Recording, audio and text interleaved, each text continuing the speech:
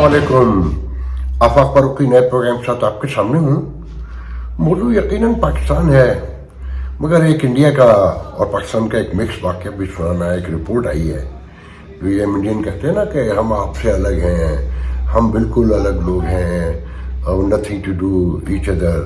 तो मैंने इस वाक़या सुनाना इसलिए है कि उन्हें याद रहे कि ये 2.25 बिलियन कंजर एक हैं। आई एम सॉरी, जो लैंग्वेज है गलत है, मुझे मालूम है, मगर सब एक जैसे हैं, कोई तब्दीली नहीं है, वही सब कुछ है।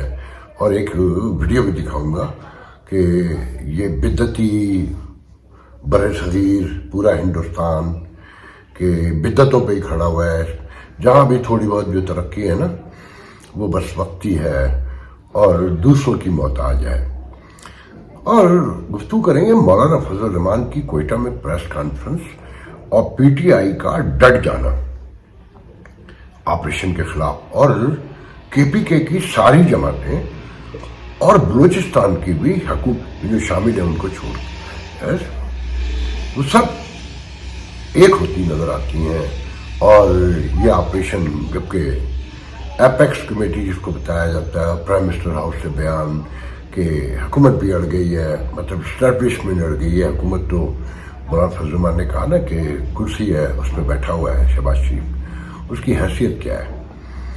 तो फिर उनकी अपनी पार्टी में लोग जिस तरह से बयान कर रहे हैं, जावेद लतीफ़ जैसे लोग, कि कैसे ये अरेंजमेंट है और ये कोई हुकूमत नहीं है, उन सब पे बात करेंगे। मगर वो इंडिया वाला वाक़या सुनाना बहुत ज़रूरी है कि एक रिपोर्ट आई है इंटरनेशनल जिसमें बताया गया कि पाकिस्तान और भारत दोनों इंसानी स्मगलिंग में और बच्चों से जबरी मशक्क़त लेने में, यहाँ तक कि मुल्की नहीं गैर मुल्की लोगों से भी ज़ोर ज़बरदस्ती काम करवाने, उन्हें इस्तेमाल करने, अब्यूज़ करने में एक दूसरे से बढ़ चढ़ कर हैं। और दोनों हुकूमतों के इस हवाले से जो काम करने चाहिए, मेयारात जो हैं, जो उनका स्टैंडर्ड है, वो इंतहाई घटिया है। मगर यहाँ पाकिस्तान को एक लिवरेज दिया गया कि कम से कम पाकिस्तान में इस हवाले से, इस बैकग्राउंड में, इस पर्सपेक्टिव में, और क्या कहते हैं उसको, लेजिस्लेशन भी हुई है और सजाएं देने को भी कहा गया है।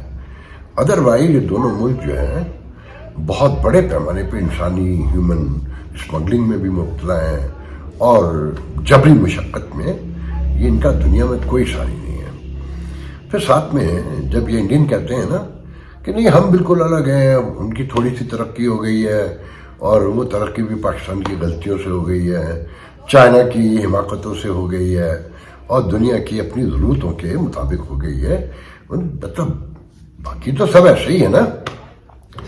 तो ये पूरा खित्ता बुनियादी तौर पे खड़ा किस चीज़ पर है, मैं आपको एक छोटा सा इंडियन वीडियो दिखाना चाहता हूँ जो आज सुबह ही मैंने। आज नाम सुना होगा, आईफोन का नाम सुना है, सबसे बड़ा ब्रांड है ना।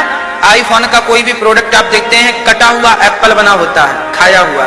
पता है ये कहां से आया है? हाँ, हमारे भारत में एक संत हुए हैं नीम करोली महाराज जी, नाम सुना होगा, नीम करोली वाले बाबा जी, सुना आपने कभी? एक संत हुए हैं हमारे भारत में बड़े दिव्य, नीम करोली वाले बाबा जी। उनके पास एक शिष्य आया अमेरिका का, उसने बोला गुरुजी हम कोई फैक्ट्री डालना चाहते हैं, बताओ क्या उसका नाम और क्या। तो महाराज जी के पास वहां एक एप्पल रखा हुआ था, सेब। तो महाराज जी ने सेब को खाया और खा के चेले को पकड़ा दिया, ये रहा तेरी फैक्ट्री का सैंपल। बस खाया हुआ एप्पल महाराज जी ने दिया उस अमेरिका के शिष्य को, उसने उस खाए हुए एप्पल को इतना बड़ा ब्रांड बना लिया कि आज पूरी दुनिया में सबसे बड़ा ब्रांड है उसका एप्पल, आईफोन इत्यादि बहुत सारे उपकरण हैं आपके। हिंदुस्तान के एक मशहूर फ्राडिया बाबा है और बड़े बड़े मजमे लगाता है।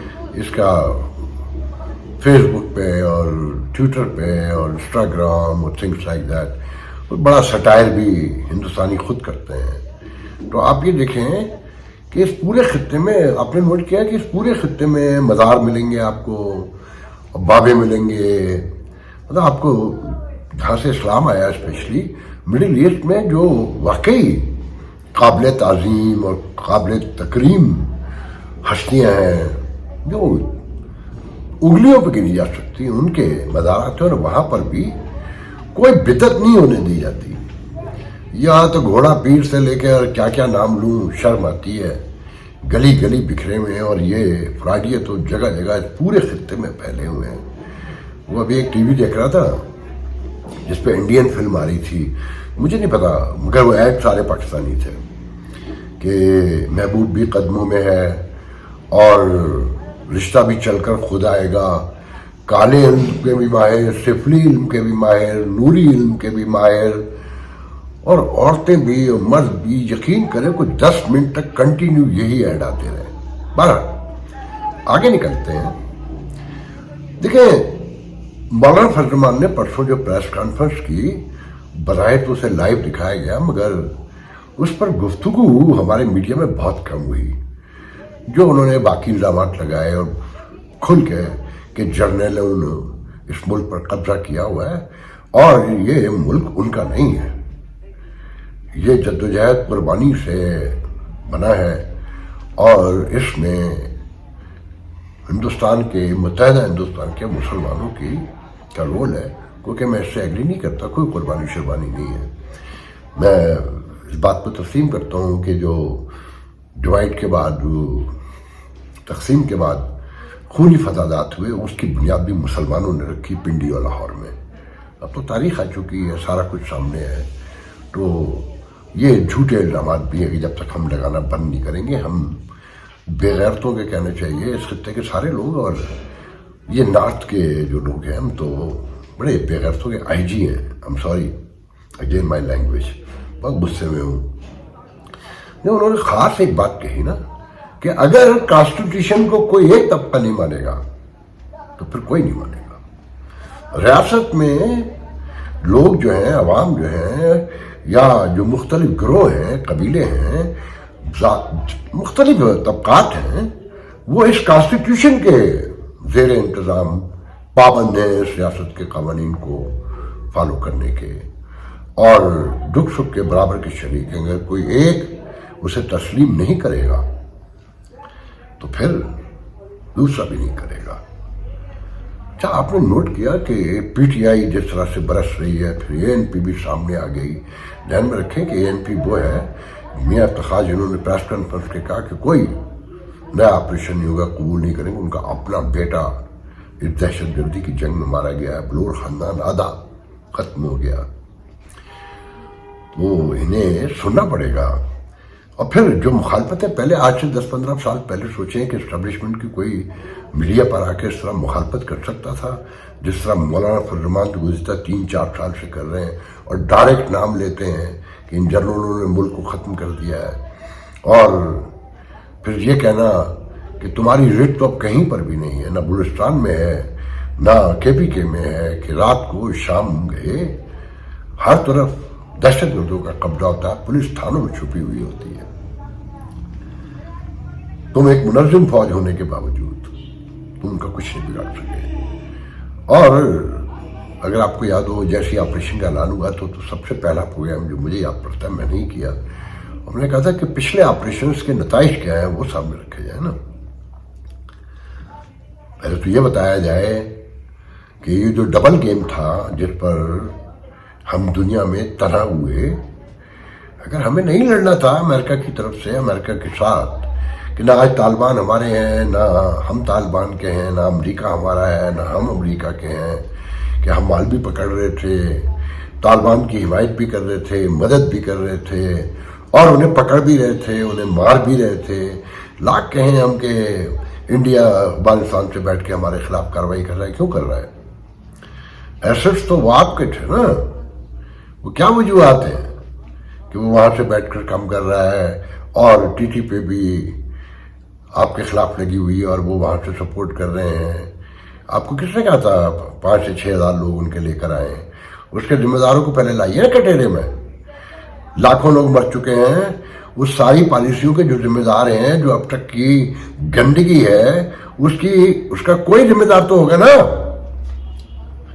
یا یہ بتائیے کہ یہ آپ کی پالیسی تھی، یہ کسی پارلیمنٹ سے اپروو تھی، کہ جب جا کے افغانستان میں چائے پی، فتح مبین کے نعرے لگے، فتح کے نشانات بنائے گئے، اور اپنے آپ کو جو الزامات تھے ان کو تسلیم کرنے کا ثبوت فراہم کیا گیا کہ ڈبل کھیلتے تھے. بہت غصہ ہے مجھے. مگر آپ نوٹ کریں کہ حالات 10-15 سال جیسے نہیں ہیں. یہ پی ٹی آئی کو کریڈٹ دیں، سوشل میڈیا کو دیں، یا لوگوں کی یہاں تک بھر چکے ہیں کہ اب لوگ ڈر نہیں رہے ہیں. غائب ہو رہے ہیں ایک کا دکا. عدالتیں بھی کھڑی ہو گئی ہیں. مار دیں کمزور لوگوں کو، مارا آج بھی مارا جا سکتا ہے، اور کمزور لوگ تو ہر دور میں یہاں مرے ہیں. صرف کراچی میں 78 لوگ مارے گئے لاسٹ 5 منتھ میں ڈکیتیوں کی وارداتوں میں. اور وہ گولڈ میڈلسٹ ایک بتاتے ہیں نا، اتقا معین کوئی تھا بیچارہ، اس کا قاتل بھاگ گیا عدالت سے اور پولیس کو پتہ ہی نہیں چلا. جیل جا کر پتہ چلا کہ ایک قیدی کم ہے. ایسے درجنوں واقعات میرے ذہن میں ہیں کہ قیدی کیسے بھاگتے ہیں، انہیں کون بھگاتا ہے. میرا جی تو چاہتا ہے کہ آپ کو ایک ویڈیو اور دکھاؤں جو سندھی میں ہے کہ گدو پاکستان سکھر بہراج کے 2 دروازے، ایک پہلے گرا پھر دوسرا، اور وہ چلا کے کہہ رہا ہے کہ اس کا جواب بلاول تو دے گا، زرداری تو دے گا، اسٹیبلشمنٹ دے گی. کون دے گا؟ یہ مراد علی شاہ دے گا. کہ پورے سندھ کی زراعت ختم ہو گئی. ہر کنال جو وہاں سے نکلتی تھی، ایچ ایوری سنگل کنال کا پانی بند کر دیا گیا ہے.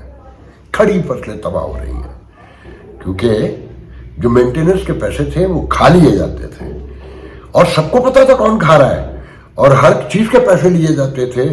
یہ ایریگیشن ڈپارٹمنٹ میں جو ایکسیئر اور ایس ڈی ہوتے ہیں وہ اربوں پتی ہوتے ہیں، اور سب ان کے دوست ہوتے ہیں، سیاستدانوں کے بھی، ریاض ملک کی طرح، اور ان کے بھی.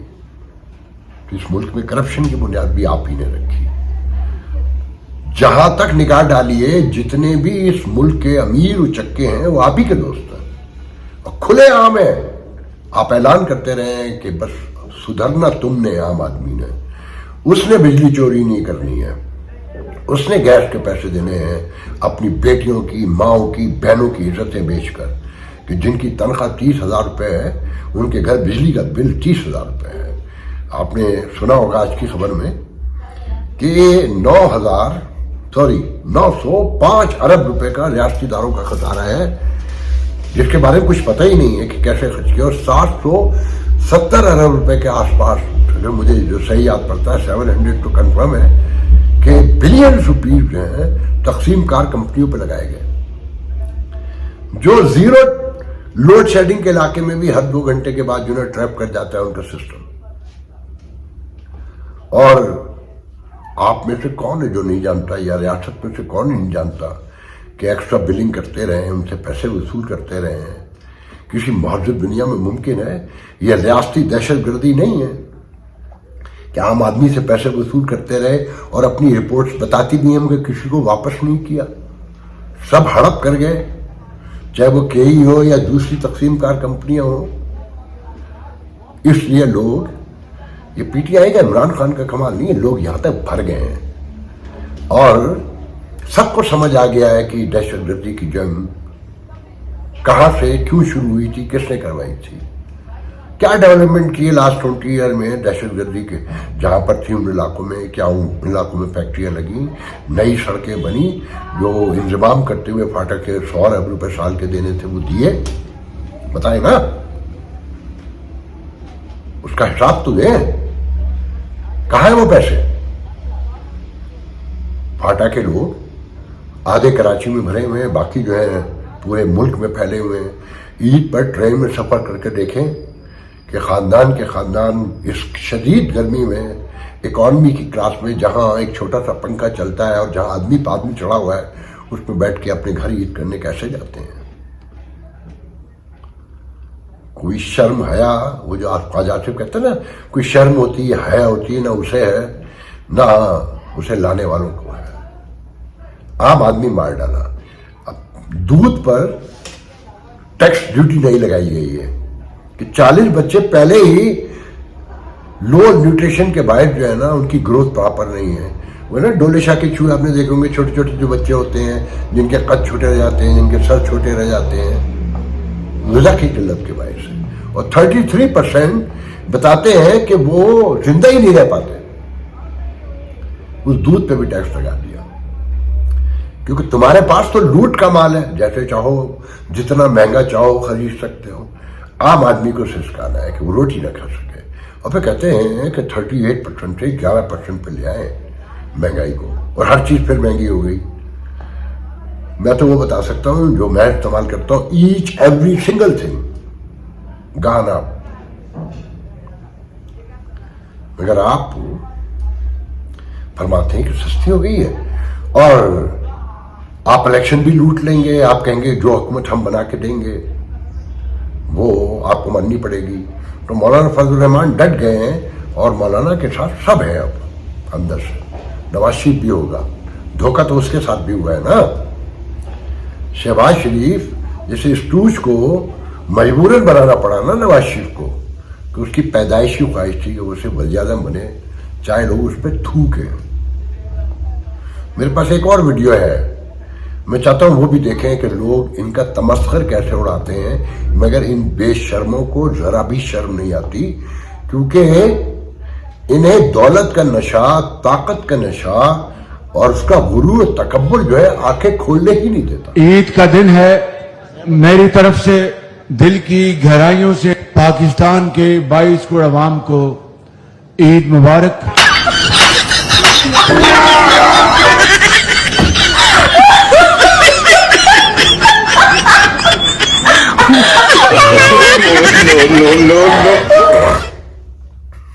देखा आपने?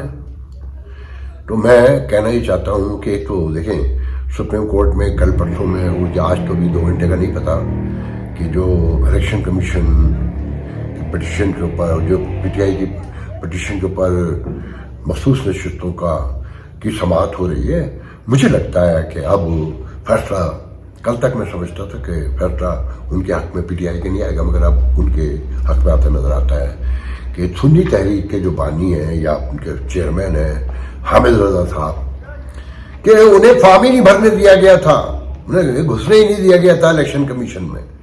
अगर वो प्रूफ हो गया तो अतहर मुनल्ला के एक कमेंट के बकौल कि इस केस का रुख फिर जाएगा, और फिर साथ में ये कहना कि जिन जमातों ने सीटें ली हैं उनका अपने हक से ज्यादा सीटें लेना बनता ही नहीं है। गुंजरक सा केस है, और फिर इद्दत केस की सजा के ऊपर या उस केस की मुझे बहुत डिटेल नहीं पता, कि फैसला महफूज हो गया है, जो ट्रांसफर होकर केस आया था लोअर कोर्ट में, और 27 जून को मेरे ख्याल में कल परसों है, तो वो सुना दिया जाएगा। मगर पीटीआई जिस तरह खुल के बोल रही है, तो इसकी 2 ही वजूहत हैं। एक तो ये कि अंदर बहुत बड़ी सपोर्ट है कि लगे रहो, तुन के रखो। दूसरी ये कि उन्हें यकीन हो गया है कि ये इतने कमजोर हो चुके हैं कि अब इन हाथ नहीं डाल सकते। ये हम मासूम, हम जैसे सादा लोगों पे, कमजोर लोगों पे, अहमद फरहाद जैसे शायरों पर हाथ डाल सकते हैं, बलोचों पे हाथ डाल सकते हैं, कराची के नौजवानों पे डाल सकते हैं, मगर जो फेस नोन है उन पर नहीं डाल सकते। और ये रोज दीवार से लगते जा रहे हैं, इनको समझ नहीं आ रहा है। मैं आखिर में बस ये कहकर जाऊंगा, दर्जनों बातें हैं कि अब भी होश के नाखुन रहें, इस जमहूरियत को चलने दें और चेक एंड बैलेंस के इदारे बनाएं, क्योंकि ये नवाज शरीफ, मुस्लिम लीग नून, जरदारी, XYZ सब टकाटोकरोई हो चुके हैं। लोग इमरान खान को भी शायद ही साल भर हुकूमत करने देंगे आज इलेक्शन हो जाए तो, क्योंकि उनके यहां भी जितने चेहरे हैं सबको पता है, सब जानते हैं, मगर लोग जिद पर उतर आए हैं। और जब तक मिडिल क्लास सामने नहीं आएगी, माशरे में चेक एंड बैलेंस नहीं आएगा, मेरिट नहीं होगी, और कानून की बालादस्ती नहीं होगी, इंसाफ की फराहमी नहीं होगी, और दहशतगर्दी का हल ऑपरेशनों से नहीं, अब इसके दूसरे तरीके हैं, और वो हैं उन इलाकों में डेवलपमेंट, रोजगार, मवासलात का निजाम, तालीम, सेहत, जो आप देने को तैयार नहीं, क्योंकि उसके नाम पे तो आप उसे लूट कर खा जाते हैं। یہ واحد راستہ ہے اگر یہ جنگ دوبارہ سے لاکھ کہیں کہ اب نقل مکانی نہیں ہوگی. اور وہ کمر تو توڑ چکے ہیں, ابھی بھی کہہ رہے ہیں کہ ان کی کمر تو ہم بہت پہلے توڑ چکے ہیں. مگر کریں تردید, لے کر جائیں مولانا فضل الرحمان کو عدالت میں کہ شام کے بعد آپ کی رٹ نہیں ہوتی پورے صوبے میں. آپ کے وزیر, سفیر, سارے طبقات میں اپنے ان کے کانوں سے آنکھوں سے دیکھا انہیں بولتے ہوئے اور کانوں سے سنا ہے کہ وہ کہتے ہیں کہ کوئی محفوظ نہیں ہے, سب کو بھتہ دینا پڑتا ہے. تو یہ آپ نے کمر توڑی تھی. اگر جب کمر توڑ چکے تو آپریشن کس لیے؟ اور پھر پہلے تو ان کو کٹہرے میں لے کر آئیے جو انہیں لے کر آئے تھے, جنہوں نے یہ کہا تھا کہ وہ آرام سے رہیں گے اور وہ اپنے گھروں میں اپنے بچوں کے ساتھ باہر کہیں ملکوں میں بیٹھے ہوئے ہیں. آج کے لیے اجازت دیجیے, انشاءاللہ کل گفتگو. ہو نہیں جاندا کرنا پیندا ہے, ہو نہیں جاندا کرنا پیندا, جیون دے لئی مرنا پیندا. خون کی بیماریوں میں مبتلا, زندگی کے لیے ترستے ہوئے تھیلیسیمیا, ہیموفیلیا اور بلڈ کینسر کے مریض منو بھائی کے بعد اب آپ کی شفقت چاہتے ہیں. انہوں نے ملک کے لیے بہت کچھ کیا, آئیے ہم بھی ان کی سندس فاؤنڈیشن کے لیے کچھ کریں. منو بھائی کے مشن کو آگے بڑھائیں. تو پھر آئیں آپ بھی اپنی زکوٰۃ عطیات سندس فاؤنڈیشن کو دے کر بچائیے کسی بچے کی جان. یہ علی ہے. علی کو تھیلیسیمیا ہے.